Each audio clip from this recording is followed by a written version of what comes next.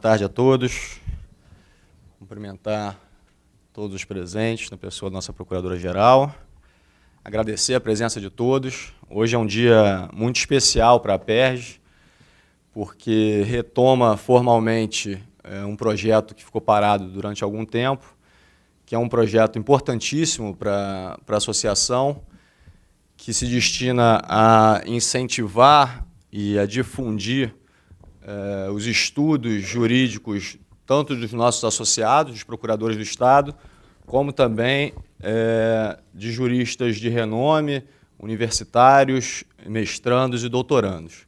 De modo que hoje, esse lançamento dessa revista de Direito Tributário, inserida no calendário oficial da PERJ, que celebra os seus 30 anos de fundação, ao lado daquela que foi a primeira mulher única e por 3 vezes presidente da nossa associação, atual Procuradora-Geral, me deixa muito feliz e contente, e a felicidade ainda maior porque esse volume foi coordenado por 2 grandes amigos, Nicola Tutungi e Marcos Bueno, 2 amigos que integram, como eu digo na apresentação, na nota de apresentação, integram o grupo da nova geração de procuradores jovens, obcecados e interessados e dedicados ao máximo à Procuradoria-Geral do Estado e, por igual, à nossa associação. Então, hoje, a minha fala aqui, introdutória, é uma fala de agradecimento ao Nicola, ao Marcos, a todos os colegas que se envolveram nesse processo, da Vanessa ali, todos os colegas que se envolveram nesse processo. A gente sabe que todo projeto é sempre muito difícil de fazer. O projeto de uma revista dessa natureza é ainda mais difícil, é sofrido, mas o Nicola e o Marcos compraram a briga para lançar ainda no ano em que a PERJ comemorava o seu 30º aniversário. Me lembro que certa vez eu falei para o Nicola, Nicola, vamos fazer ano que vem. Ele, não, é esse ano, a edição de 30 anos tem que ser esse ano. Contamos com a colaboração da imprensa oficial e o livro está aqui, sendo lançado hoje. Eu queria agradecer do fundo do meu coração a todos os autores, professores, colegas que se dedicaram a trazer a lume esse exemplar. E, de imediato, eu queria passar a palavra para a Procuradora-Geral para fazer a sua apresentação. Boa tarde. Boa tarde a todos. Eu cumprimento todos os colegas e todos os visitantes na pessoa aqui do Bruno Dubê, meu amigo e presidente da associação. Agradeço também aos palestrantes de fora, ao doutor Gustavo, ao doutor Lodi, que acabou de chegar, com quem eu não tinha tido o prazer de falar pessoalmente. Esse evento é muito importante para nós, porque reafirma a vocação da Procuradoria na produção e na difusão do conhecimento jurídico. Essa matéria também, que está sendo tratada hoje, requer assim, um pouco de coragem das pessoas que vão falar sobre ela, tendo em vista a importância dela para todos os estados brasileiros, especialmente aqui para o estado do Rio de Janeiro. Federalismo e guerra fiscal é, efetivamente, um assunto momentoso e importante nesse passo aí que o Brasil atravessa com tantos problemas nessa área. Além da pertinência do tema, esse evento, para mim, tem uma importância muito grande, inclusive, é uma certa emoção para mim, ver retomado o projeto de publicação dessa revista da associação. Essa revista ela começou em 1999 com o João Luiz Ferraz de Oliveira Lima, que hoje é juiz de direito, mas, na época, era procurador do Estado, com quem eu dividi sala, inclusive, e a quem eu sucedi na associação. O João Luiz criou a revista com a ajuda do Marquinhos, e eu continuei, durante todos aqueles 6 anos que eu fui presidente da associação, Como o Bruno falou, eu sei muito bem como é difícil fazer essa revista. Eu fiz muita questão de manter a revista criada pelo João Luiz e tive a ajuda do Letácio. Sem ele, provavelmente, eu não teria conseguido fazer a revista, porque a gente tem que arrancar as matérias e é trabalhoso. Você imprime a boneca da revista, você tem que rever, e tem erro, e torna a rever. Então, é um trabalho muito grande. Vocês têm, assim, a minha admiração e os meu parabéns por terem conseguido retomar esse projeto.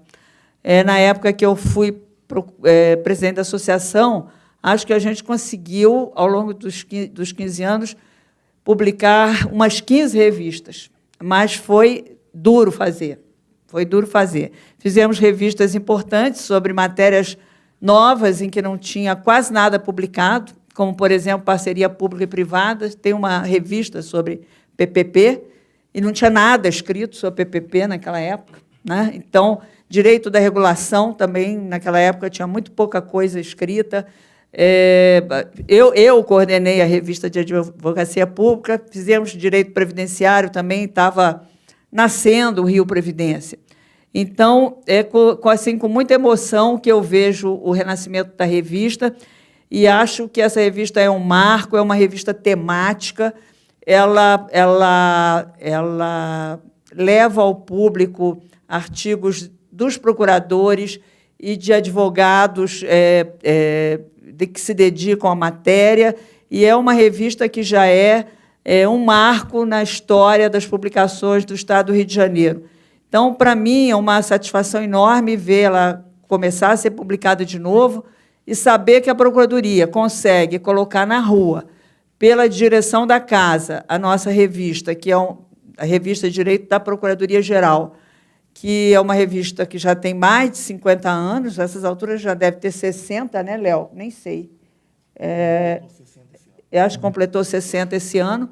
É difícil uma revista durar tanto, e nós temos conseguido colocá-la na rua, e agora voltar a publicar a revista da associação. Então, eu quero dar os parabéns à associação, dizer que fiquei super feliz de poder vir aqui falar 3 minutos, espero não passar, sobre a revista, e, especialmente, felicitar aqui o Nicole e o Bueno, que, no fim e ao cabo, foram eles é que conseguiram fazer a revista. É isso, eu não vou poder ficar, lamento muito. Então, desejo a vocês um ótimo evento. Muito obrigada. Essa é minha? Eu vou levar. Hein? Tá bem. Obrigada. Tá?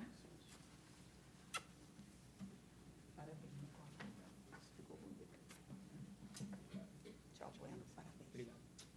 Léo.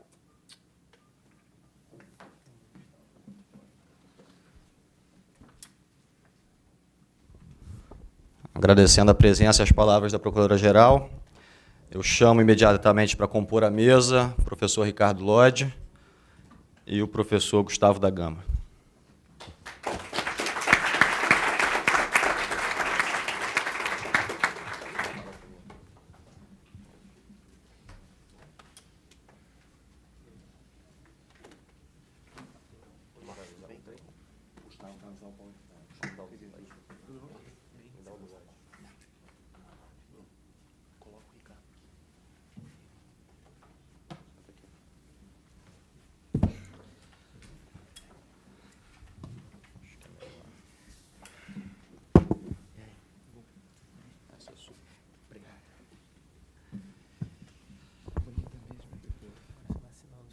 Vou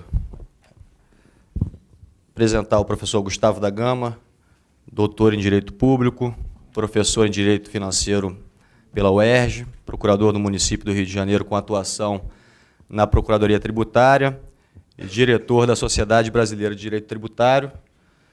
Eu gostaria de agradecer ao professor Gustavo pela dedicação, e por ter aceito o nosso convite e por ter se dedicado tão carinhosamente e dado tanta atenção ao nosso exemplar. E, de imediato, lhe passo a palavra.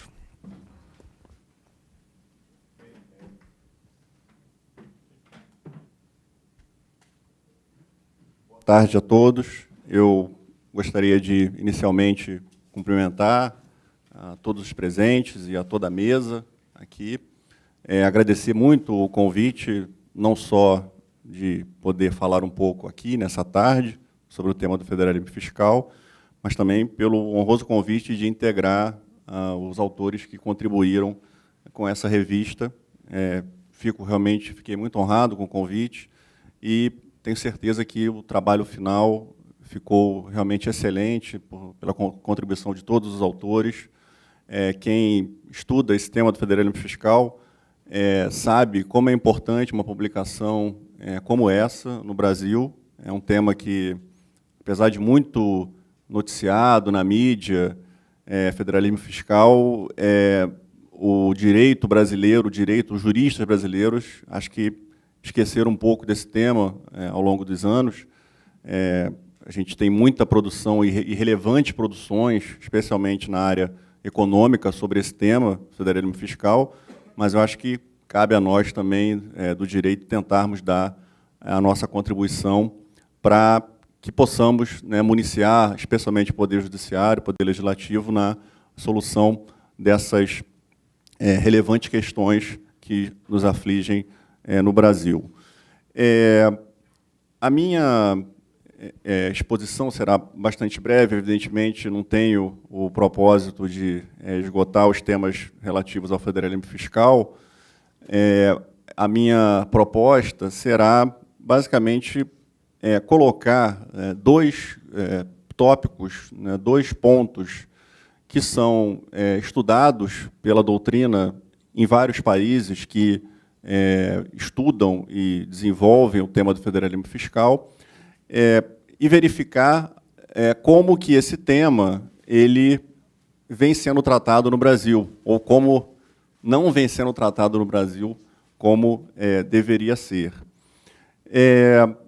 Eu começo, por exemplo, com essa observação de que, evidentemente, a diversidade dos países que adotam essa noção de federalismo fiscal, e aqui, quando eu falo em federalismo fiscal, é claro que eu me refiro basicamente às federações, mas a gente sabe que a ideia do federalismo fiscal, a descentralização financeira e administrativa, ela está presente até mesmo em estados que são formalmente unitários, né? Mesmo o estado que seja formalmente unitário, quando ele concede uma autonomia relativa ainda para entes menores, ali está também presente a ideia do federalismo fiscal. E um ponto que há um certo consenso na literatura internacional sobre o tema é que, evidentemente, no federalismo fiscal nós temos basicamente o governo central e as entidades menores, né, os governos subnacionais. No caso brasileiro, temos estados e municípios, né, em algumas federações apenas o governo central e as autonomias locais. E sempre se coloca a questão de como estabelecer mecanismos de transferências do governo central para os governos subnacionais, quer dizer, quais são os critérios que devem ser utilizados para que o governo central venha a transferir recursos para os governos subnacionais, porque, de fato, em várias federações, os governos subnacionais não conseguem se manter sem alguma forma, algum critério estabelecido para que o governo central possa transferir recursos para a manutenção dessas autonomias.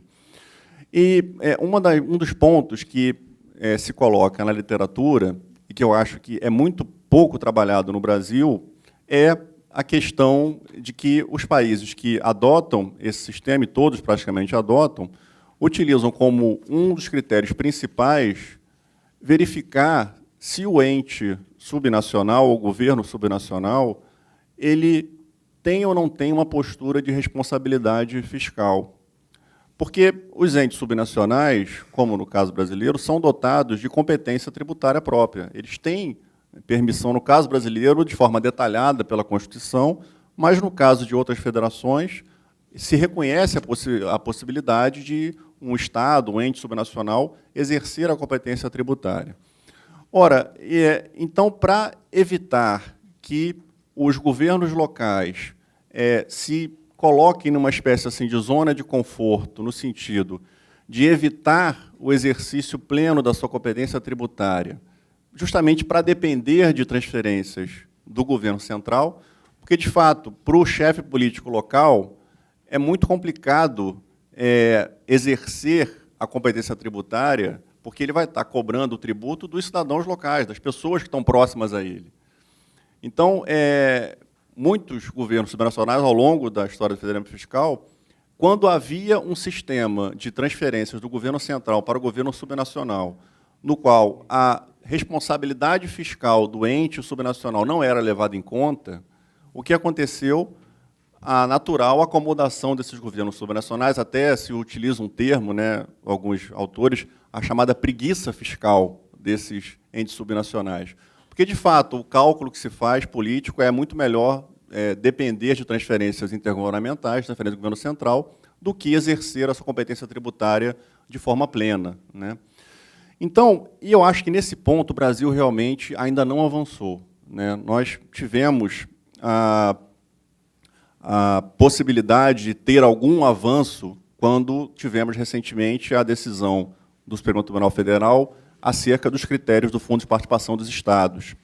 Nós todos conhecemos aquela polêmica, o Supremo determinou ao Congresso que fizesse uma nova lei, com novos critérios para a repartição do FPE, e o Congresso, isso está bem colocado num dos artigos da coletânea do professor Marciano Seabra de Godoy, ele mostra que, de fato, a decisão que o Congresso Nacional adotou com a nova lei do FPE foi, na verdade, manter aquela lei antiga que o Supremo declarou inconstitucional, só com pequenos assim, ajustes, mas que não levaram, por exemplo, em consideração esse aspecto, que praticamente todas as federações levam em conta. Quer dizer, o governo central, ele, na hora de distribuir os recursos, ele precisa levar em consideração se o ente subnacional está fazendo ou não o seu dever de casa, vamos dizer assim, né? Para justamente evitar essa situação de acomodação do governo subnacionais que preferem não ter o ônus político da tributação local, porque preferem depender de transferências intergovernamentais. Isso é muito nocivo, porque isso aumenta a dependência do governo subnacional para o governo central, né? Porque, realmente, se não há esses critérios objetivos, essa dependência tende a aumentar. E, no caso brasileiro, isso também serve para aprofundar ainda mais a desigualdade do nosso sistema tributário. Porque, por exemplo, no caso dos municípios no Brasil, a realidade brasileira, hoje vale, isso tem se comprovado, a diminuição da tributação do IPTU historicamente nos últimos anos no Brasil. Ou seja, muitos municípios têm o IPTU instituído formalmente, mas a forma de cobrança do IPTU, a atualização da planta de valores, é muito deficitária. Então, você vê situações de municípios que teriam condições de ter uma arrecadação maior de IPTU, mais relevante, mas justamente porque o IPTU é um imposto muito impopular, né, e qualquer ajuste no IPTU gera uma insatisfação muito grande nos cidadãos locais, né, comprovando aquela tese do Federalismo Fiscal Internacional, de que é difícil você tributar o cidadão local, né? O que aconteceu nos últimos anos é que houve uma diminuição muito grande da participação do IPTU na carga tributária nacional. No caso do Estado, também, nós temos o IPVA, né, a arrecadação de IPVA também, historicamente, não vem se demonstrando relevante, né, na maioria dos estados.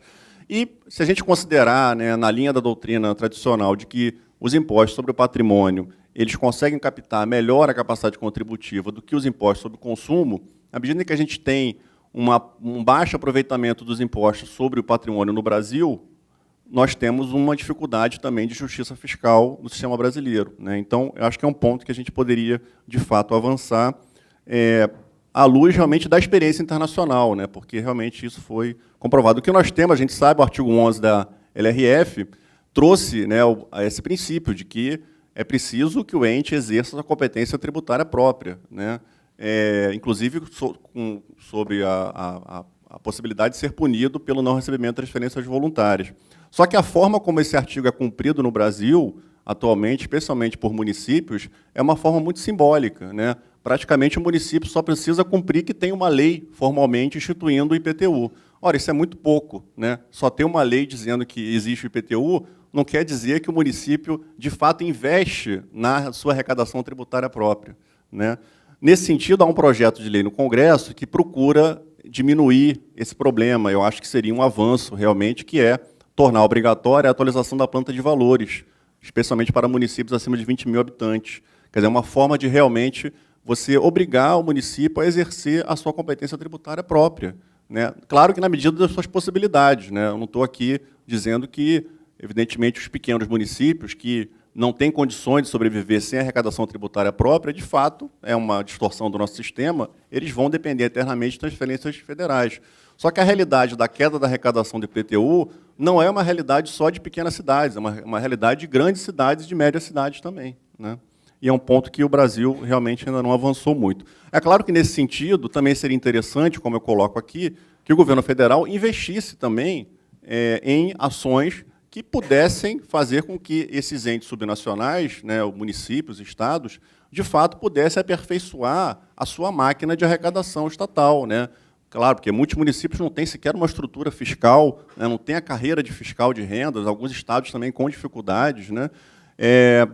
Então, isso também seria um papel interessante, né? É um pouco a gente aplicar aquela lógica, né, em vez de dar ao peixe, ensinar a pescar, né, em matéria tributária. Seria mais ou menos assim, né? Ao invés do governo federal se preocupar em transferir recursos para os municípios que têm condições de arrecadar por competência própria, é melhor o governo federal aumentar o incentivo para que os municípios, né, pequenos e médios, ampliem a sua capacidade tributária própria, né, a sua estrutura fiscal.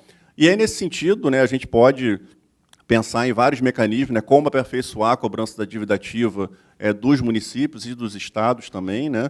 E, claro, né, já que eu estou aqui nessa casa, né, que é uma das maiores escolas de advocacia pública do Brasil, é muito interessante falar justamente na PEC que torna também obrigatória a advocacia pública para os municípios, né, e também para os estados. Quer dizer, porque uma advocacia pública fortalecida também em municípios e estados, sem dúvida, contribui de forma decisiva para que esses entes tenham uma arrecadação tributária mais correta, né, e mais ampla, de forma a diminuir a dependência do governo central. Bom, também, no caso brasileiro, a gente precisa resolver a questão do sistema de contribuições, né, porque o sistema de contribuições brasileiro, tal como está hoje, de fato, é um problema federativo grave, né?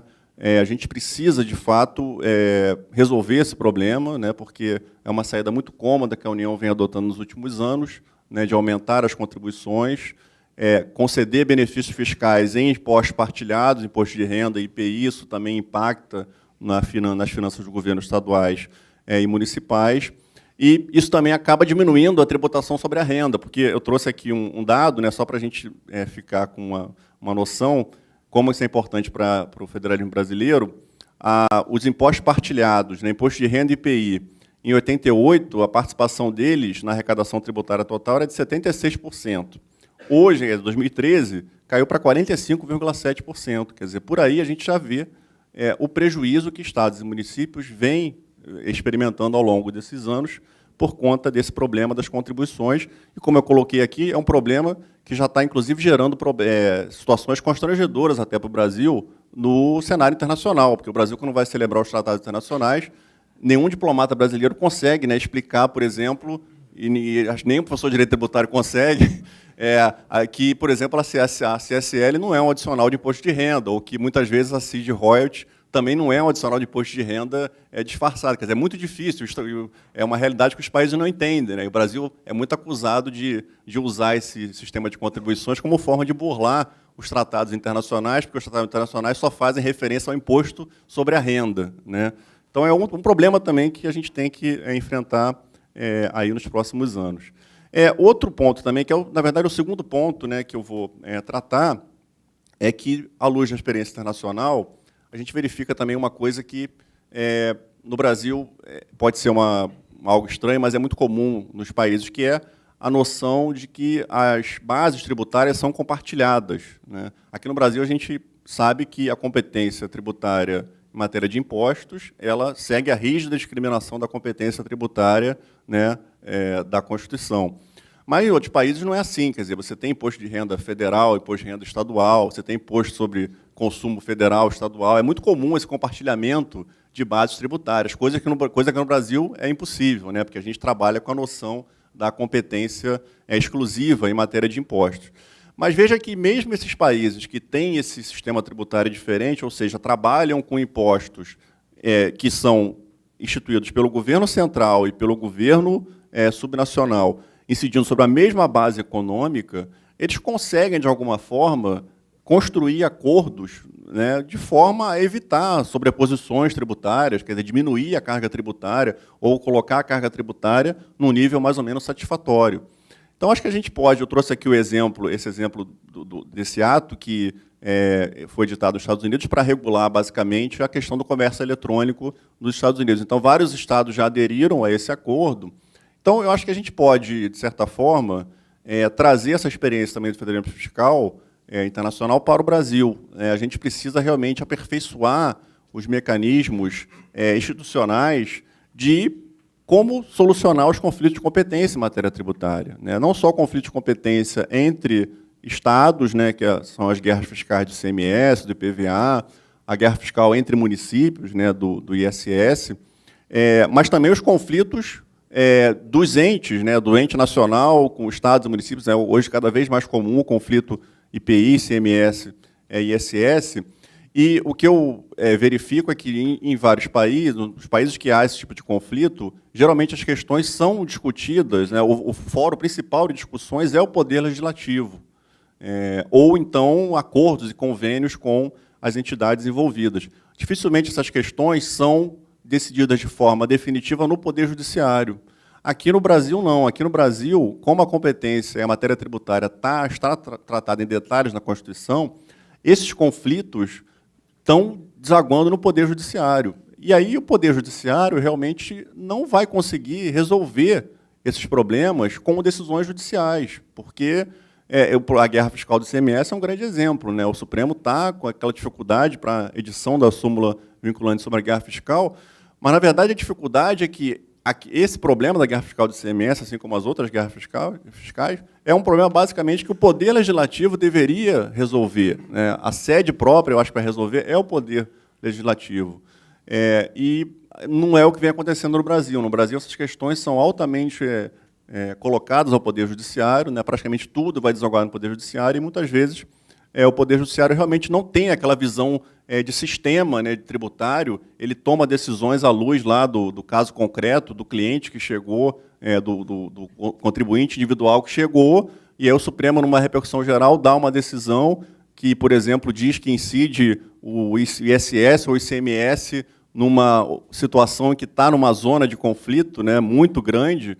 E aí, quer dizer, você tem uma espécie de reformas tributárias pontuais via decisões do Supremo, quando, na verdade, seria mais interessante que essas decisões fossem, e essas grandes deliberações fossem encaminhadas via Poder Legislativo, que o papel do Supremo fosse um papel residual, né, para realmente só decidir aquelas questões em que o impasse fosse insolúvel na seara legislativa, né? Acho que também é um problema que a gente pode pegar a experiência do Federalismo Fiscal Internacional e pensar um pouco, né, como que a gente pode trabalhar no sentido de fazer com que esses conflitos entre os entes federativos, conflitos de competência tributária, possam ser, na medida do possível, decididas via Poder Legislativo, né, já que os instrumentos, como o CONFAS, realmente têm as dificuldades que a gente já conhece, mas eu acho que seria interessante, nos projetos de lei complementar, principalmente, que é o veículo escolhido pela Constituição para dirimir conflito de competência em matéria tributária,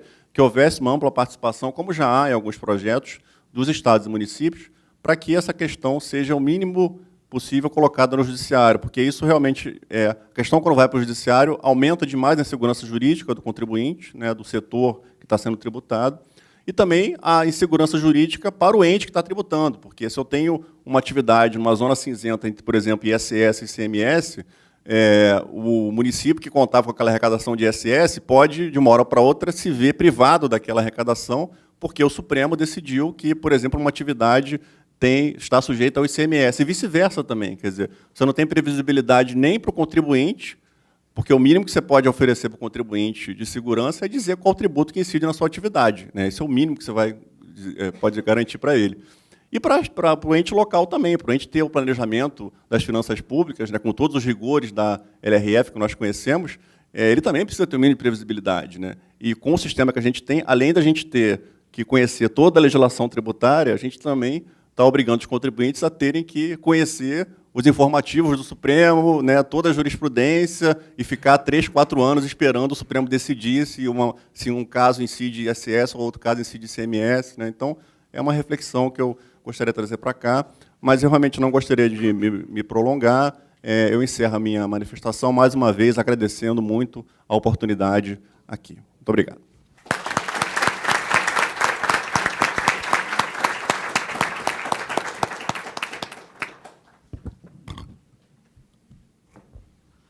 Agradecendo ao professor Gustavo da Gama pela belíssima exposição. Lembrando que ontem eu tive na cerimônia de entrega do Prêmio Novari e a assessoria do ministro Luiz Roberto Barroso me procurou pedindo que enviasse os exemplares para o gabinete, prova de que o Supremo está atento a essas discussões e prova também já do sucesso imediato do volume que estamos lançando. Passando a palavra para o professor Ricardo Lodge, que é meu professor.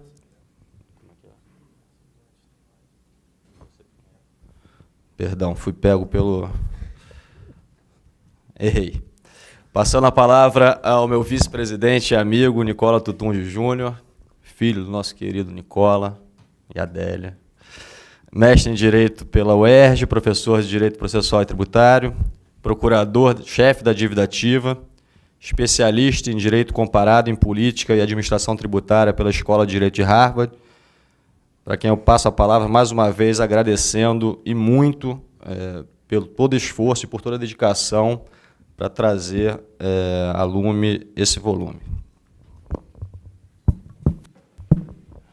Bom, agradeço ao Bruno aí pelas, como sempre, generosas palavras. Fazer um agradecimento rápido. Primeiro ao próprio Bruno pelo convite, a honra do convite. Eu estou olhando aqui só para o relógio para cronometrar, para não cansar vocês. Então, queria agradecer ao Bruno, é uma honra ter participado desse projeto e junto com o meu grande amigo Marcos Bueno, companheiro desde o início da Procuradoria em Volta Redonda e de Dívida Ativa já há longos anos. Agradecer ao professor Leonardo Matieto também, que muito bem conduz o nosso Centro de Estudos Jurídicos e a quem nos recorremos e deu conselhos valiosos para que pudéssemos publicar a revista num tempo bastante rápido e, como o Bruno antecipou, ainda dentro dos 30 anos de comemoração da associação. Agradecer, embora não presente, a nossa Procuradora-Geral também por toda a parceria que vem fazendo com a associação em eventos como esse. E um abraço carinhoso e fraterno a todos os coautores da obra. Sem dúvida nenhuma, sem que tivéssemos a participação de cada um de vocês, a gente não estaria aqui hoje num dia feliz. O Bruno antecipou o nosso segundo lugar ontem no Prêmio Novari, com o projeto da Lúcia, do Ciro, do Pedro, que está presente, sobre as câmaras de conciliação de saúde, e considero que é um ano fantástico. Perguntei ao Felipe ali, porque eu não poderia deixar de registrar, o Felipe também premiado com o Prêmio Vitor Nunes Leal, em relação a uma petição que fez, outro colega nosso indicado para o Prêmio Jabuti de Literatura com um livro. Então, são momentos como esse que muito nos orgulham e também nos fazem ter a certeza de que a dedicação à Procuradoria-Geral do Estado e, consequentemente, à associação pode trazer uma série de momentos de satisfação e de gratidão que certamente serão para o resto da vida.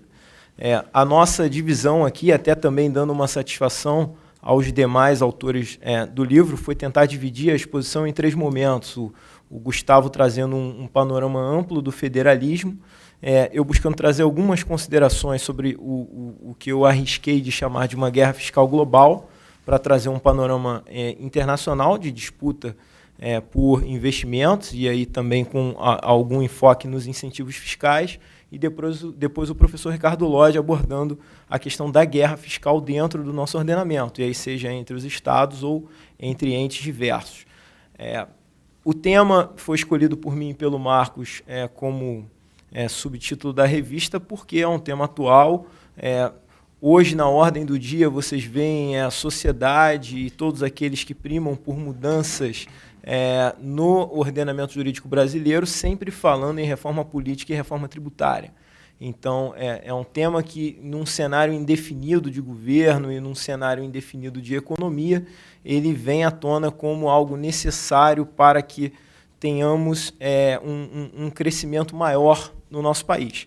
Agora, tem um ponto que é interessante, porque intuitivamente só se pensa a reforma tributária de uma forma com a qual a consequência final será a redução de carga tributária. Então, você, com qualquer interlocutor que tenta abordar esse tema, há uma expectativa muito grande de que o produto final será que os cidadãos e empresas recolherão menos impostos. E isso, num cenário imediato, não é verdade. A gente, como o Gustavo colocou, tem um sistema tributário bastante complexo que, pelo menos na minha tentativa de explicar para alguns outros colegas de outros ordenamentos internacionais, eles não tinham nenhuma curiosidade em saber detalhes do nosso ordenamento pela complexidade, mas não só pela complexidade, mas pela falta de um resultado que pudesse agregar as estruturas que esses ordenamentos já têm. Então, a primeira premissa seria partir da ideia de que discutir a reforma tributária é um tema difícil, é um tema que leva a caminhos que não necessariamente são os mais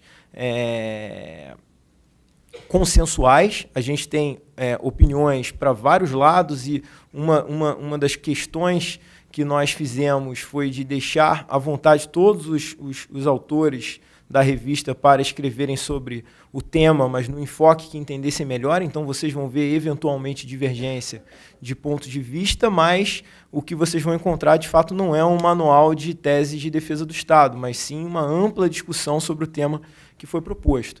Como eu disse, é da ordem do dia porque a gente tem um movimento, claro, de internacionalização de relações jurídicas, um fenômeno que era chamado de globalização apenas como uma troca de cultura e de ideias e de valores, hoje passa por uma intensidade de relações comerciais muito forte. E, consequentemente, essa troca de experiências e a necessidade de se internalizar atividades comerciais em ordenamentos diversos acaba proporcionando alguns tipos de disputa. Então, há uma disputa entre ordenamentos pela captação de investimentos e há uma disputa também entre os entes privados entre escolhas de melhores ordenamentos para os quais eles vão desenvolver suas atividades. Então, essa é uma realidade e essa justifica o fato de que hoje a gente tem um planejamento tributário com um grau de sofisticação muito grande na atividade empresarial. A gente tem o rearranjo societário também como uma forma de minorar as consequências tributárias para empresas multinacionais num grau de desenvolvimento que é completamente descompassado com a estrutura que as administrações tributárias hoje têm. Eu tive a oportunidade de ver uma exposição de um professor sobre o ordenamento norte-americano e o grau de informatização e de dados que a Receita norte-americana tem é uma coisa espetacular. E num dado momento dessa exposição, um outro colega da Receita Estadual da Nigéria fez uma pergunta simples e disse, olha, mas como é que eu faço se sequer eu tenho os dados? E aí não é nem a estabelecer mecanismos de tratamento de dados, mas a própria indisponibilidade de dados. Então, esse tipo de situação traz uma certa vantagem a determinados investidores. Mas, previamente a isso, eu queria tratar com vocês também outra questão intuitiva, antes da gente chegar na questão, efetivamente, dos incentivos fiscais. Há um artigo muito interessante também no professor norte-americano, um economista, e aí uma ressalva de que hoje é difícil você tratar do tema tributário dissociado da economia e de algumas ciências correlatas, porque como vocês vão ver mais adiante, a minha consideração é de que você tratar incentivos fiscais de forma isolada, eles podem trazer resultados mais desastrosos do que o planejamento que se desejaria. Então, a análise de um cenário econômico, seja interno, seja um cenário macroeconômico, seria absolutamente fundamental. Esse professor, de nome Manco Rolson Jr., ele faz uma análise interessante sobre as razões que levam a países a serem ricos e a países a serem pobres. Então, a gente tem uma pré-concepção, por exemplo, de que países com uma disponibilidade grande de recursos naturais e uma disponibilidade de território muito grande, em princípio, exteriorizariam muitas riquezas. Ou, por exemplo, a gente teria a impressão de que países com uma concentração populacional não teriam esse aspecto de concentração como um dificultador de exteriorização de riquezas. E o professor coloca com muita clareza alguns exemplos de que existe uma série de ordenamentos com disponibilidade de recursos naturais, com uma ampla extensão territorial, e ainda assim são economias subdesenvolvidas ou economias em desenvolvimento, justamente porque determinadas atividades não são tratadas sob uma ótica macro, sobre um pacote de medidas para proporcionar a captação de recursos e, consequentemente, promover o crescimento econômico daquele ordenamento. E, na linha dessa questão de riqueza e pobreza, a gente também tem discussões interessantes sobre como utilizar a tributação como um mecanismo de redistribuição de riquezas. O Gustavo colocou com muita pertinência que ainda há uma dificuldade de economias em desenvolvimento com relação à estrutura tributária muito mais voltada para o consumo do que a propriedade. O Gustavo exemplificou com o IPVA e com o IPTU, é verdade. A impopularidade de determinadas medidas relacionadas a esses tributos leva a não se avançar no incremento dessa tributação. Isso é curiosa essa percepção e depende efetivamente de cada ordenamento, porque outros colegas, por exemplo, das Filipinas e um outro rapaz do próprio Estados Unidos, eles colocavam, olha, não, o dinheiro está com os profissionais autônomos, nós temos que intensificar a nossa tributação à atividade de autônomos. E se você transpuser esse tipo de raciocínio para cá, você estoura o nosso ordenamento, porque você não consegue que as pessoas desenvolvam adequadamente as suas profissões. Então, são apenas exemplos de que, em algumas situações, você transpor modelos de determinados ordenamentos de sucesso não são garantia de que isso vai dar certo no nosso ordenamento. Com relação a investimentos, eu queria pontuar 3 situações. Também um professor que eu tive a oportunidade de conhecer, o Bruno também, chamado Eric Zolt, da Universidade de Los Angeles, ele fez um trabalho para a Organização de Desenvolvimento e Cooperação Econômica, e um trabalho onde ele analisava essa questão dos incentivos e pontuava que um investidor ele vai buscar um outro ordenamento por 3 finalidades. Primeiro, de fato, para a exploração de recursos naturais. Segundo, porque ele quer expandir o seu mercado, então ele já tem uma venda satisfatória em um determinado mercado e ele quer permear aquele seu produto numa outra região, ou quando ele constata que dentro da cadeia de produção de um produto, aquele ordenamento traz condições favoráveis para que na cadeia ele consiga produzir e aí ter uma redução do preço e, consequentemente, oferir mais lucros. Então, seriam os 3 principais pontos que levariam a um investidor buscar um investimento externo.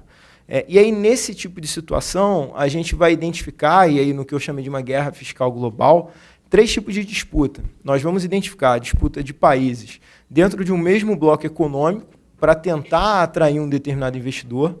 A gente vai identificar disputa de países que não são do mesmo bloco econômico, mas que apresentam características semelhantes. Então, economias em desenvolvimento que apresentam a disponibilidade de recursos naturais semelhantes. Por exemplo, o Brasil e a Nigéria disputando a exploração de petróleo por alguma multinacional. E a gente teria uma disputa entre economias que seriam efetivamente desenvolvidas com economias em desenvolvimento ou mesmo subdesenvolvidas, e aí esse tipo de guerra estaria mais relacionada à estrutura legislativa ou à estrutura que o ordenamento jurídico de um ou de outro país permitem para que a multinacional faça algum tipo de planejamento e tem algum tipo de situação mais vantajosa. E aí surge uma pergunta que é pertinente. Será que a política de incentivos fiscais, sem uma análise desse tipo de cenário, ela pode ser suficiente para trazer investimentos para um determinado ordenamento? Ou será que esse investimento aconteceria independentemente dessa política de incentivo?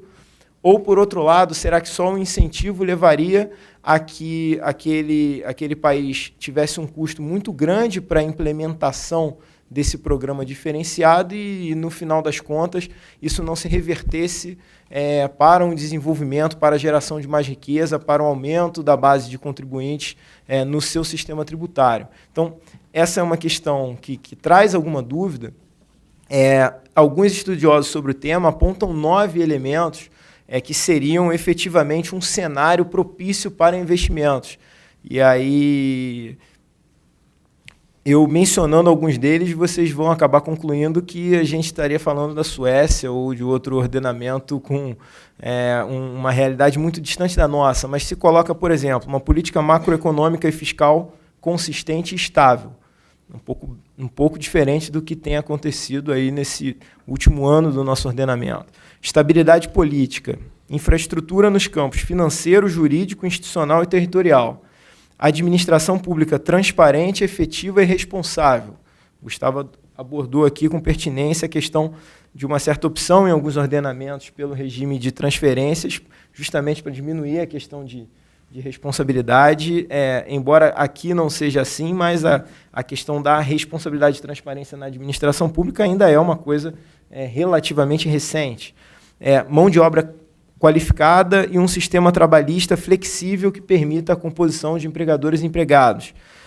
A disponibilidade de mecanismos adequados de solução de conflitos, e aí a gente também se vale da exposição do Gustavo para destacar que no ordenamento brasileiro a gente ainda não tem uma estrutura alternativa com um grau de eficiência tão compatível com a velocidade de determinadas relações comerciais e muito menos com relação à nossa estrutura judiciária e a própria estrutura legislativa do nosso contencioso tributário como um todo. É difícil você conseguir explicar em um outro ordenamento também. Primeiro, o que é dívida ativa, ninguém entende, que as pessoas não pagam os tributos ostensivamente e que fica por isso mesmo, ninguém entende. Outra questão o processo administrativo tributário, então você explicar que você tem um contencioso que com algum jeito você consegue que ele tenha uma duração de por volta de 10 anos e que aí quando finalmente você tem uma decisão, ao menos em tese, de um órgão legitimado pelo próprio ordenamento daquele país para proferir aquele tipo de decisão, a gente judicializa e começa tudo de novo e leva mais 10 anos discutindo aquele problema. Até eventualmente escrever em dívida ativa e aí ostensivamente você aguardar algumas medidas constritivas viáveis e que hoje não sejam caracterizadas como sanções políticas. Eu também não perco a oportunidade de sempre destacar isso e me socorrendo aí do Marcos Bueno em uma exposição muito bem feita na Emerge sobre sanções políticas. É curioso que no direito administrativo ninguém questiona a declaração de inidoneidade, por exemplo, como um tipo de sanção bastante incisiva para um particular, e qualquer situação que minimamente interfira na capacidade econômica de um determinado contribuinte se transmude num rótulo de sanção política. Então, vejam, são uma série de elementos que proporcionariam a possibilidade de um clima para investimentos, mas que não são encontrados em economias em desenvolvimento. A gente tem uma fragilidade muito grande em boa parte desses elementos. Os problemas maiores e que são muito mencionados, a fragilidade das relações jurídicas, então, principalmente com relação à concessão de incentivos fiscais, há uma certa discricionariedade do administrador na concessão de incentivos. Isso fragiliza determinadas relações jurídicas, então o investidor ele não tem a garantia de que aquela relação ela vai se... não é nem que ela vai ser prorrogada ou prolongada, mas que ela efetivamente vai ser cumprida por aquele período que ela foi ajustada. E a corrupção. A corrupção também é um elemento que em outros ordenamentos é mencionado como um grande vilão dessa história. Eu não entraria em detalhes nesse tema especificamente, Mas um ponto que efetivamente merece reflexão é que, em boa parte das nossas políticas para a concessão de incentivos fiscais, a gente não procura estudar um panorama para a aclimatação de investimentos. E aí, esse pacote de medidas viabilize que algumas empresas se interessem pelo nosso ordenamento.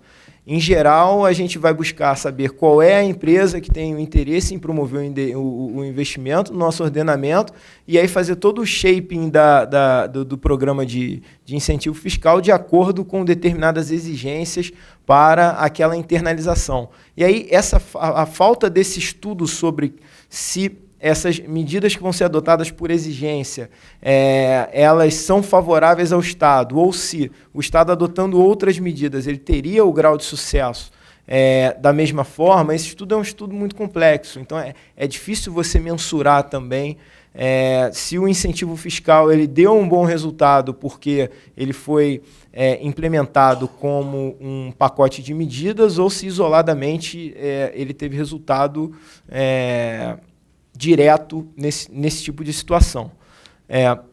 Alguns exemplos de mecanismos de concessão de incentivos fiscais que pelo menos eu consegui ver em alguns ordenamentos, a questão das isenções, e aí poderiam ser temporárias ou não, temporárias comumente chamadas de tax holidays. Então, num determinado ordenamento, uma empresa se instalar e promover o desenvolvimento de suas atividades, ela ficaria um tempo sem recolher tributos, e aí, posteriormente, já com algum fôlego naquele ordenamento, ela iniciaria gradativamente o recolhimento de tributos. A possibilidade de deduções, e aí mais amplas ou menos amplas, e um sistema de creditamento. Aqui no Brasil também o sistema de creditamento é de difícil operacionalização. Um exemplo nós tivemos agora aqui no estado do Rio de Janeiro, nós fizemos um programa de incentivo para a regularização de débitos inscritos e não inscritos em dívida ativa, com reduções absolutamente vantajosas para o contribuinte e a possibilidade de utilização de saldos credores. Mas isso foi a primeira vez que nós fizemos esse modelo com a possibilidade de utilização de saldos credores desde longa data. Então, nós temos um represamento, por exemplo, de utilização de crédito de vários anos, enquanto você vai ter alguns ordenamentos onde o crédito ou o contribuinte, já na própria escrituração, ele se vale desse creditamento e segue o jogo, ou em algumas situações ele recebe, inclusive, um cheque da administração restituindo aquele valor, situação que no nosso ordenamento seria impensável. A gente tem também o estabelecimento de áreas de livre comércio. Aqui a gente tem a Zona Franca de Manaus, em outros lugares a gente também tem esse tipo de zona. Então, na África, em 2005, se criou uma zona envolvendo Quênia, Tanzânia, Uganda, com o objetivo de minorar a disputa entre esses países com uma renúncia fiscal constante e recorrente. O plano era esse, mas até 2009 entrou Ruanda, mas de lá para cá a constatação, pelo menos nos boletins que a gente consegue ver, seja do Fundo Monetário Internacional, do Banco Mundial ou de outras fontes, o que se percebe é que a renúncia de receita nesses países ainda acaba sendo muito grande. A gente sabe que em alguns ordenamentos uma reforma tributária ampla ela é difícil, como eu mencionei. Aqui no Brasil é difícil, mesmo em alguns ordenamentos considerados modelo, o próprio ordenamento norte-americano, se você pegar o histórico, não é de grandes reformas. Você teve um momento com o Reagan em 1986, depois algumas reformas pontuais, e agora o presidente Obama sendo considerado por alguns um novo Reagan pela tentativa, pelo menos, de buscar algumas reformas, muito embora a composição para ele política hoje seja bastante difícil para que ele consiga avançar com alguns desses projetos. Voltando à questão da corrupção nesse sistema de creditamento, em alguns ordenamentos não funcionou porque se forjava créditos, se tinha compra e venda de créditos e se tinha uma administração tributária frágil. E por conta disso, mesmo países onde se implantou o tão festejado VAT, que seria o imposto sobre o valor adicionado, como uma grande solução, mesmo em alguns ordenamentos, você tem conclusões no sentido de que pode não ser a melhor das soluções. Em algumas economias em desenvolvimento que já tem o VAT em longa data, você não tem um grau de crescimento tão grande como em outras economias. O Gustavo tocou num outro ponto também importante, com relação à centralização ou descentralização. É um ponto que também traz alguma divergência entre ordenamentos. Há ordenamentos que primam em centralizar a competência tributária e repartir apenas o produto dessa arrecadação, e outros ordenamentos onde você tem a descentralização da competência tributária, como é o nosso caso.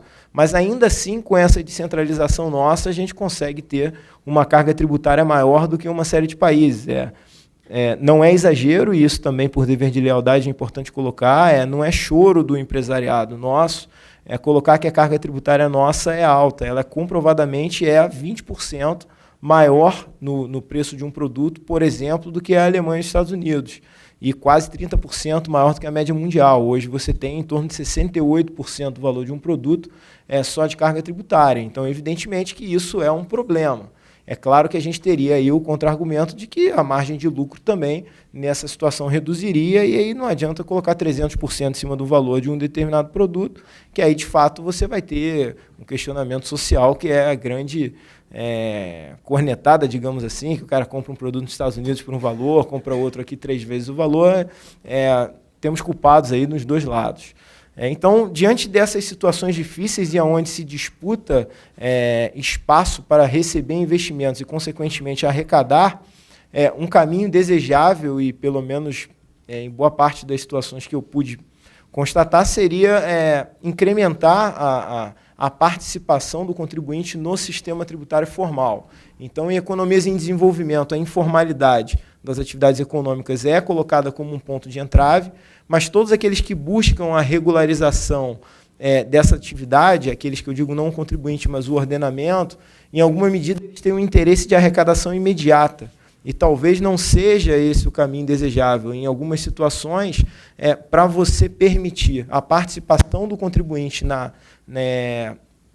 no sistema tributário formal, você vai passar anos sem que esse contribuinte recolha tributos para os cofres públicos, mas você vai ter uma gama de informações exatamente das relações jurídicas que ele exerce, e aí, de forma indireta e com o desenvolvimento da administração tributária, você vai ter uma evolução.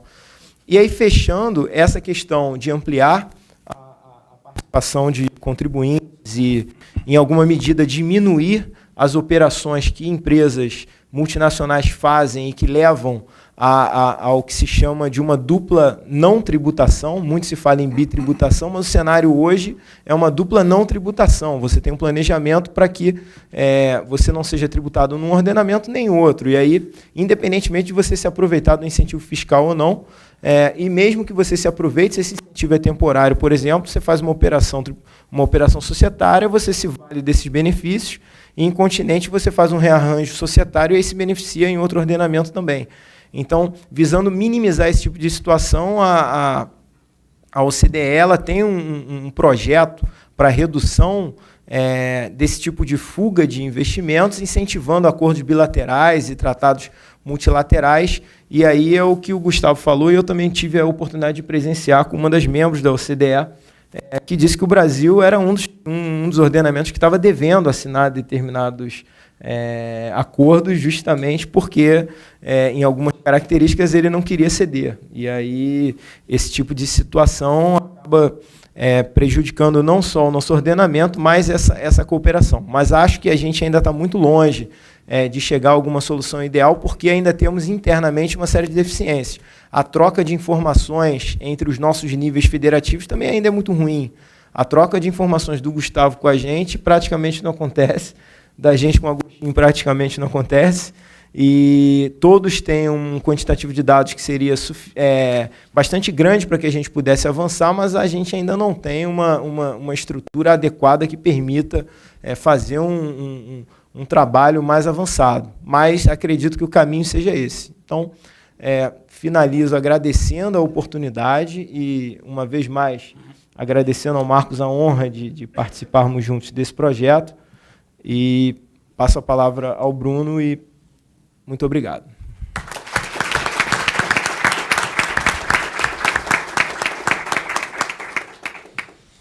Parabenizar o Nicola pela exposição e agora sim anunciar o professor Ricardo Lodge, doutor em Direito e Economia, professor de Direito Financeiro, coordenador do Programa de Pós-Graduação em Direito da UERJ, presidente da Sociedade Brasileira de Direito Tributário, advogado, ex-procurador do Estado de São Paulo e ex-procurador da Fazenda Nacional, passando a palavra, agradecendo mais uma vez pela presença e pela cooperação com a revista. Obrigado.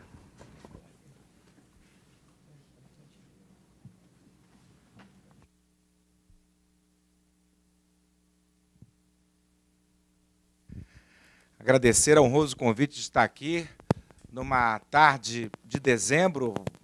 Fico surpreso positivamente com o público para discutir direito tributário no dia 17 de dezembro. Cumprimentar a mesa na presença na pessoa do presidente, Bruno, parabenizar pela excelente iniciativa, pelo aniversário da APERJ, parabenizar também os coordenadores da obra, doutor Nicola, doutor Marcos, doutor Matieto também, do Sejur, por estar aí conduzindo o Centro de Estudos com tanta maestria nos últimos anos. Cumprimentar também o doutor Gustavo da Gama pela excelente palestra. É muito difícil falar depois do doutor Gustavo e do doutor Nicola sobre o tema do federalismo fiscal, mas, de todo modo, vamos cumprir essa missão, já que estamos aqui quase no Natal, vamos falar de federalismo. Federalismo no Brasil é um dos assuntos mais difíceis de termos uma abordagem seguramente imparcial, porque é um federalismo diferente. Nós temos uma federação que é a maior do mundo, com quase 6 mil integrantes, mas isso não significa que nós tenhamos um ganho maior naquilo que é mais caro ao regime federativo, que é a descentralização da decisão, a democratização das escolhas com a aproximação do cidadão. E por uma razão muito simples. É muito peculiar esse federalismo tridimensional e, em tese, seria muito mais democrático do que os outros, porque o município representaria a maior proximidade do povo com as decisões, mas, paradoxalmente, vivemos o efeito Odorico Paraguaçu, que é a desconfiança. Plateia jovem, a gente tem que fazer um asterisco aí. O Odorico Paraguaçu era o personagem de Dias Gomes, vivido pelo saudoso Paulo Gracindo, que era o prefeito de Sucupira, cidade imaginária do sul da Bahia, produtora de cacau. E o Odorico era a cara do Brasil, a cara da oligarquia rural no poder no Brasil, e o seu grande sonho era inaugurar o cemitério de Sucupira, acabando sendo inaugurado pelo próprio enterro de Odorico Paraguaçu, assassinado pelo Zeca Diabo. Depois ressuscitaram ele e aí a coisa ficou totalmente complicada. Mas o Odorico Paraguaçu ele mostra a falta de confiança que o legislador central tem em relação ao legislador periférico. Ao mesmo tempo que temos uma federação absolutamente centralizada, sem paralelo no mundo, o poder central exerce uma tutela muito forte que não encontramos no direito comparado. A figura da lei complementar, por exemplo, que sempre é saudada como uma espécie de superlegalidade, algo democrático que confere segurança jurídica, a lei complementar nada mais é do que o esteio desse federalismo centralizado que caracteriza o nosso país. Aliás, a sua criação, historicamente, se deu nesse contexto de centralismo federativo no âmbito da ditadura militar, a partir de alguns germes deixados pela emenda parlamentarista. A ditadura militar estabelece a lei complementar como uma forma de reduzir a autonomia local, mesmo naquilo que era de competência de estados e municípios. É claro que a Constituição de 88 procura romper com esse federalismo orgânico e reaproximar-se do federalismo cooperativo, que teve algum momento de incipiente glória no regime de 46, mas acabou herdando o esqueleto, a estrutura, algumas competências da lei complementar das constituições autoritárias. E, nesse sentido, é preciso separar o joio do trigo. Quando a gente fala de guerra fiscal, a gente está generalizando e tratando todos os incentivos fiscais dos entes periféricos da mesma forma. Hoje, o Supremo Tribunal Federal discute a edição de uma súmula vinculante, tornando nulo qualquer benefício fiscal concedido por estados em ICMS sem convênio. Será que é isso mesmo? Vejam, o ICMS, como os senhores sabem, representa mais de 85% da arrecadação tributária da maioria dos estados, inclusive do estado do Rio de Janeiro. Então, tributo estadual é o ICMS. Aliás, fazendo um parênteses nas apresentações do Gustavo e do Nicola, eu queria lembrar aqui do ITD estadual, já que estamos na era de Piketty, onde se procura valorizar a tributação do patrimônio, das heranças, em detrimento do consumo, da folha de salários. Lembrar que o ITD, no nosso estado, e em quase todos os estados do país, até porque existe a competência do Senado limitadora da alíquota do ITD, é ridiculamente reduzida se comparado com os países mais desenvolvidos. Na Alemanha e na Europa, a alíquota do ITD é de 40%, aqui é de 4%. E, evidentemente, a tributação da herança é um dos principais elementos de combate à centralização de patrimônio. E nós abrimos mão disso, talvez por ser um país onde não haja acumulação de riqueza, pode ser. Também não há preocupações em tributação das grandes fortunas, talvez não haja fortunas no Brasil, é um país socialmente justo. Quer dizer, então, quando se fala de reforma tributária, a Nicola falou uma coisa que é muito importante, todo mundo pensa que a reforma tributária vai aliviar o bolso do contribuinte. Né? A União quer a reforma tributária para aumentar a da União não, né, Agostinho? Já está um pouco obesa, né? Mas dar uma maior flexibilidade no exercício das suas competências, especialmente no que tange à Seguridade Social. Os estados e municípios querem sair desse quadro de política de pires na mão em Brasília, que eles se encontram cada vez mais de 88 para cá. Em 88 se procurou dar alguma harmonia a esse regime federativo, e de 88 para cá isso só se deteriorou. Os contribuintes, por sua vez, querem alívio por uma carga tributária tão elevada, e o discurso fica nisso. Mas, na verdade, uma reforma tributária não pode passar ao largo da discussão cara hoje aos estudiosos de finanças públicas, que é a injustiça do nosso sistema tributário. É claro que a reforma tributária vai mexer na repartição de competências de União, Estado e município. É claro que a reforma tributária vai mexer na relação entre fisco e contribuinte. Mas quando é que as discussões sobre reforma tributária, falei isso lá em Juiz de Fora, no congresso que o Daniel Giotti organizou, quando é que a reforma tributária vai se preocupar com o estabelecimento da justiça fiscal nesse país? Porque há uma discussão se o Brasil é o país que mais paga tributo ou que menos paga tributo, e a pergunta que eu faço é, quem? Quem mais paga tributo? Nós temos, Nicola, esse peso no preço dos produtos, como você disse, porque nós tributamos demais o consumo no país. Se comparado, então, com os Estados Unidos, que foi nem dá para comparar.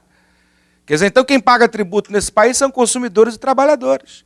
Se tributa pouco a renda, se tributa pouco o patrimônio no Brasil. E eu fico até com medo de falar isso, porque, às vezes, a gente fala isso e as pessoas vão aumentar o imposto sobre o patrimônio e a renda sem diminuir nada o do consumo e dos trabalhadores.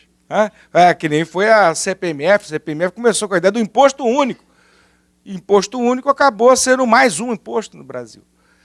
Agora, é preciso olhar com calma essas propostas de fim da guerra fiscal de cima para baixo, para, como diz o Agostinho, matar o bebê, a água, a banheira, jogar tudo rala abaixo. Porque o que o Supremo Tribunal Federal está prestes a fazer é exatamente isso. nós temos um federalismo que passeia na corda bamba de sombrinha entre dois vetores que a gente tem que considerar. Um federalismo sob o prisma vertical, que deve guardar respeito às competências de estados e municípios. E um federalismo no plano horizontal, baseado na conduta amistosa com os outros entes do mesmo nível. Essa é a equação dificílima, e a Constituição de 88 procurou resolvê-la, a meu ver, de uma forma pouco eficiente. Se atribuiu, e esse não foi um pecado da Constituição de 88, vem da origem do nosso sistema tributário nacional, com a emenda 1865, se repartiu o que seria o IVA entre os três entes federativos. A União ficou com um pedaço, o Estado com um pedaço e o município com um pedaço. E o principal pedaço ficou com o Estado, que era o ICM, hoje o ICMS. Como disse no início, é praticamente o único tributo importante, de larga base econômica, que o Estado possui para dar cumprimento aos seus mistérios. E justamente no principal imposto do Estado se colocam limitações gravíssimas do exercício da competência tributária. Claro, a partir de uma preocupação econômica, de uniformidade de regras, de livre circulação de mercadorias e de serviços. Mas é preciso a gente parar e pensar, mas, afinal de contas, a gente quer o federalismo ou não quer? Porque o Estado unitário é mais simples. Outro dia a gente estava fazendo uma discussão, teve um camarada que falou, não, mas eu sou contra a federação. Ah, bom, então, se você é contra a federação, então não tem por que a gente ficar discutindo. Né? Mas eu quero que a gente pare e pense, o que é uma federação? A federação pressupõe a repartição espacial do poder de decisão, aproximando o povo da decisão. Isso é bom ou é ruim? Depende. Depende do grau de mobilização da sociedade. Pode se traduzir naquilo que o Gustavo da Gama bem sinalizou, o exercício do poder por uma oligarquia preguiçosa que não quer incomodar os contribuintes. O federalismo ajuda os odoricos paraguaçus a manterem o seu poder. Mas, por outro lado, o federalismo também ajuda o experimento democrático, a participação da sociedade. Não dá para a gente ir em Brasília todo dia pressionar o Congresso Nacional, mas a Câmara de Vereadores a gente consegue. Lotar aquele negócio lá, arrancar o que é de interesse da população. Só que, sem dinheiro, não se faz. Isso aí não precisa explicar para ninguém. Agora, a questão é, qual é a origem do dinheiro dos estados e dos municípios? É uma mera distribuição de tributos federais, como nos estados unitários? Me parece que não. Me parece que o federalismo fiscal pressupõe que cada ente federativo tem a sua própria competência tributária. É claro que, num país tão assimétrico como o Brasil, não dá simplesmente para a gente distribuir a competência para os entes federativos e deixarem que eles se virem. Porque há estados e municípios absolutamente inviáveis do ponto de vista do exercício das suas próprias competências. E, aliás, é preciso fazer um parêntese aqui. A nossa repartição de competência não está mais adequada ao Brasil que nós vivemos hoje. Os municípios, Gustavo, têm seus principais tributos, tributos urbanos. IPTU, ISS são tributos urbanos, quando a maior parte dos municípios brasileiros ainda é rural. Embora a maior parte da população esteja na cidade, mas em termos de número de municípios, a maior parte ainda é rural. E que não tem condições de instituir ISS, instituir IPTU, pode a lei de responsabilidade fiscal fazer o que quiser, mas não tem o que arrecadar. Aí violaremos o princípio da economicidade. Por quê? Porque são bases econômicas urbanas. De outro lado, o Estado, o ICMS. O ICMS é tributado na origem. Ué, mas não é um imposto sobre o consumo? A capacidade contributiva que se espera tributar não é do consumidor final? Mas eu tributo na origem? Isso ainda fica mais grave com o comércio eletrônico. Comércio eletrônico é tributado todo em São Paulo, onde ficam os centros de distribuição. E não tem protocolo 21. Protocolo 21 não pode, é inconstitucional. Mas tem que mudar a Constituição nesse ponto.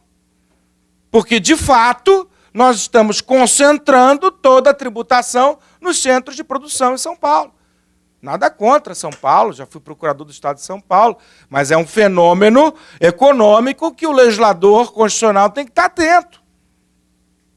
Ou joga o ICMS para o destino, onde está o consumidor final. Aquele que vai sofrer, do ponto de vista econômico, a tributação. Quer dizer, vejam que, sem falar de problemas que o Gustavo já mencionou, das contribuições, né? Aquele gráfico que ele mostrou, o problema das contribuições que vão ganhando corpo dentro do sistema tributário nacional e nada distribuem para estados e municípios, ao contrário do IPI e do ICMS, do IPI do Imposto de Renda. Então, não é fácil resolver esse problema da guerra fiscal atendendo a esses dois vetores do federalismo, tanto no plano da preservação da autonomia local, na perspectiva vertical, quanto no respeito à conduta amistosa entre os entes federativos no plano horizontal. Nesse sentido, o nosso constituinte originário trouxe a solução de atribuir à lei complementar a solução pela qual os estados dariam esse benefício. Só que isso não é um cheque em branco para a lei complementar. A lei complementar não pode dizer que não vai haver benefício. A lei complementar não pode, talvez pudesse em 1975, em plena ditadura militar, o pau comendo e a União reunindo todas as competências importantes para combater a violação à segurança nacional. Mas hoje não dá mais para termos um critério de definição de benefícios fiscais definidos pela unanimidade. Porque a definição pela unanimidade significa o poder de veto de qualquer Estado. Quer dizer, então, qualquer proposta tendente à distribuição, à pulverização econômica, basta que um Estado vete. Evidentemente que esse critério é obsoleto. Mas eu não tenho dúvida de que é o critério hoje posto. O que nós podemos fazer, além de propor a alteração, o que nós podemos fazer, aliás, há uma série de propostas no Congresso Nacional de alteração da Lei Complementar 24, que foi essa série de propostas historiada pela nossa Nina Pencac, aqui presente, na sua monografia que eu cito no artigo da revista. Mas, de olho no direito hoje posto, é preciso que nós façamos, não só em relação à Lei Complementar 24, mas à própria Constituição, uma interpretação descentralizadora, uma interpretação vinculada ao princípio da proporcionalidade.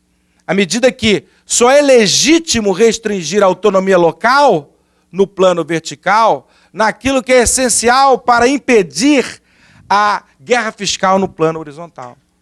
Portanto, vamos começar a discutir o que é guerra fiscal. Guerra fiscal não é simplesmente a concessão de benefício fiscal pelo Estado. Guerra fiscal é a concessão abusiva de benefício fiscal pelo Estado em detrimento de outro Estado da Federação. A mesma coisa em relação aos municípios no ISS, a partir da emenda 37. E, em relação à emenda 37, o ônus argumentativo ainda é maior, porque esses critérios foram estabelecidos pelo Constituinte derivado, ao contrário do ICMS, onde foi uma solução dada pelo Constituinte originário. De todo modo, o problema é o mesmo. Eu escrevi sobre o Estado, mas o Nicola pediu para falar do município também. E eu só escrevi do Estado em homenagem à Procuradoria do Estado, mas o problema é o mesmo. O problema é exatamente o mesmo. Com essa diferença da origem do Constituinte originário ou derivado. Mas só é legítima a restrição ao poder de tributar dos estados e municípios naquilo que é essencial para a preservação da própria federação no plano horizontal. Porque poder de tributar é também poder de não tributar. E impedir simplesmente a concessão de benefício fiscal significa proibir Estado e município de estabelecer política pública a partir do direito tributário, de estabelecer uma política extrafiscal. Eu gostaria de lembrar que São Paulo constituiu o maior parque industrial do Brasil à custa de muito benefício fiscal, a partir do governo JK. Muito benefício fiscal. Quer dizer, em 75 se proíbe todos os benefícios fiscais. Nós fizemos, quem comeu, comeu, quem não comeu, não come mais. É o pior dos mundos. Porque numa guerra fiscal que está um futucando o outro o tempo todo, mal ou bem as pessoas as entidades vão se defendendo. Numa guerra fiscal, onde alguns já se armaram previamente e outros não podem se armar, ficamos no pior dos mundos. A rigor, não há como convencer o empresário de levar seus investimentos para o norte, nordeste, centro-oeste, e no plano estadual também, no norte fluminense, nas áreas não beneficiadas pelo petróleo, ou seja, nas áreas mais pobres do território das entidades tributantes, se não for à custa de benefício fiscal. Por que alguém vai investir o seu dinheiro longe da mão de obra qualificada, longe do mercado consumidor, longe da proximidade com escoamento ao comércio exterior, longe das possibilidades logísticas mais óbvias, em troca de quê? Quer dizer, então o combate ao desequilíbrio interregional, que é um dos objetivos reatores da nossa ordem econômica, é privilégio da União? Adotamos uma feição paternalista do federalismo, onde só a União pode combater o desequilíbrio interregional? Os próprios estados e municípios não podem tomar suas iniciativas para superar o estado de subdesenvolvimento? É claro que não. É claro que não. Portanto, me parece que nós temos que hoje, não só propor alterações legislativas, mas olhar com olhares críticos a Lei Complementar 24. E não como o Supremo Tribunal está fazendo, um olhar literal, automático. Nem a segurança jurídica está sendo preservada. Aqui, por exemplo, no estado do Rio de Janeiro, tivemos leis que concediam remissões de multas que foram lançadas em virtude de normas isentivas consideradas inconstitucionais pelo Supremo, e o Supremo também derrubou. Quer dizer, nem as multas foram perdoadas pelo Supremo. Quer dizer, o sujeito não pagou tributo porque tinha lei dando isenção, a lei foi declarada inconstitucional, ele não só tem que pagar o tributo, como tem que pagar todos os encargos moratórios. Quer dizer, nem a segurança jurídica foi respeitada. Eu tenho uma posição a respeito desse assunto que acho que dizer que se beneficiou de isenção sem convênio não enseja a tutela da proteção à confiança legítima, porque até a Pedra da Gávea sabe que tem que ter convênio para incentivo de ICMS. Mas multa não. Agora, aonde nós podemos avançar em relação à Lei Complementar 24? Primeiro, entendendo que ela só é legítima naquilo que está relacionado à guerra fiscal. Ou seja, incentivos fiscais baseados na parca capacidade contributiva, na proteção ao patrimônio histórico artístico, nos hipossuficientes, no meio ambiente e outros valores caros, não à ordem econômica, mas à ordem social da Constituição, estariam livres, inclusive em relação ao ISS também, onde a emenda 37 não fez qualquer distinção nesse sentido. Em segundo lugar, e aí a lei do ISS nos ajuda bastante a desenvolver esse raciocínio, que é imaginar que tipo de operação enseja a guerra fiscal. A guerra fiscal se dá a partir da modificação artificial do domicílio da empresa para se beneficiar de determinada legislação. Mas se eu tributo no local do fato gerador, pouco adianta a manipulação por parte do contribuinte. E a lei do ISS hoje já faz essa distinção. Há serviços que estão nos incisos do artigo 3º da Lei Complementar 116, que são tributados no local do fato gerador. esses, a meu ver, não estariam sujeitos a exigências da emenda 37. Mutatis mutandis, esse raciocínio pode ser transferido para o ICMS. Operações que não estão sujeitas à manipulação do local do estabelecimento, como, por exemplo, a extração mineral. É claro que, como o Nicola falou, os investidores podem escolher se vão explorar petróleo no Brasil ou na Nigéria, não tenha dúvida. Mas não vai ter como tirar petróleo de São Paulo. O Paulo Maluf gastou bilhões lá tentando com o Eletropaulo arrancar, não conseguiu. Agora, com pré-sal, pode ser que os paulistas nos deem um pouco de sossego aí na questão dos royalties. Mas não dá para fazer manipulação do aspecto espacial do fato gerador em determinadas situações. Portanto, é preciso ir devagar com andor nessa sanha de restringir o poder fiscal de estados e municípios. É claro que essa não é a solução do problema.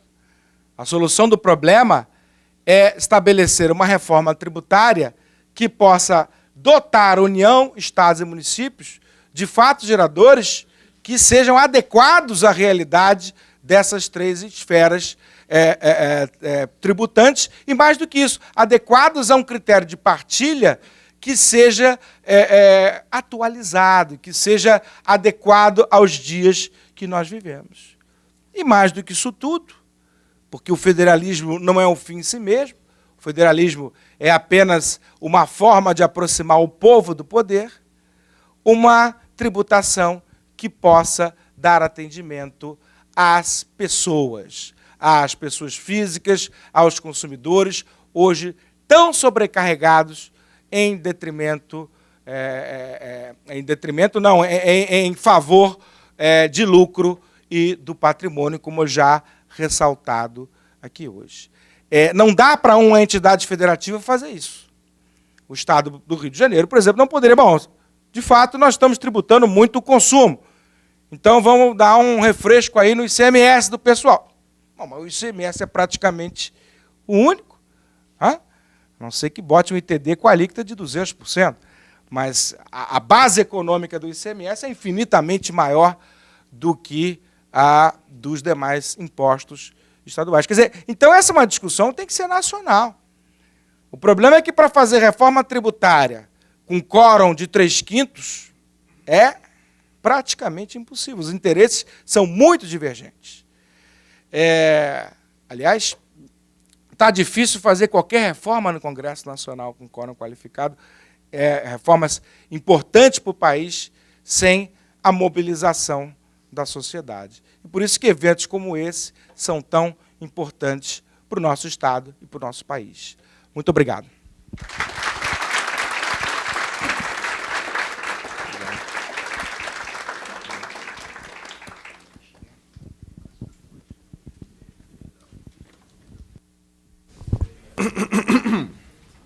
Parabenizar o professor Ricardo Lodge pela exposição. Antes de convidar e nomear todos os autores dos textos e artigos que integram o nosso volume da revista, a gente vai fazer uma foto oficial aqui do lançamento. Eu queria convidar todos os presentes para uma sessão de autógrafos da revista e também um coquetel oferecido pela associação, que habitualmente comemora a cada mês os aniversários daqueles procuradores que comemoram no mês de dezembro. Então, eu queria chamar aqui a mesa para a gente fazer a foto oficial. Eu vou nomear todos eles, são muitos. Vamos lá. Daniel Vieira Martins, Augusto Zimmermann, Marciano Seabra de Godoy, Gláucia Rodrigues Torres de Oliveira Melo e Vanessa Huckelberry Portela Siqueira, André Luiz Petena de Oliveira, João Paulo Melo de Nascimento, Jorge Celso Fleming de Almeida Filho, Adilson Rodrigues Pires, José Alfredo Ferrari Sabino e Ondina Leite da Cunha Gladulich, Agostinho Neto, Marcos Vinícius Cardoso Barbosa e Davi Marques da Silva, que junto com os expositores e coordenadores da revista escreveram artigos. Por favor, a gente fazer uma foto oficial.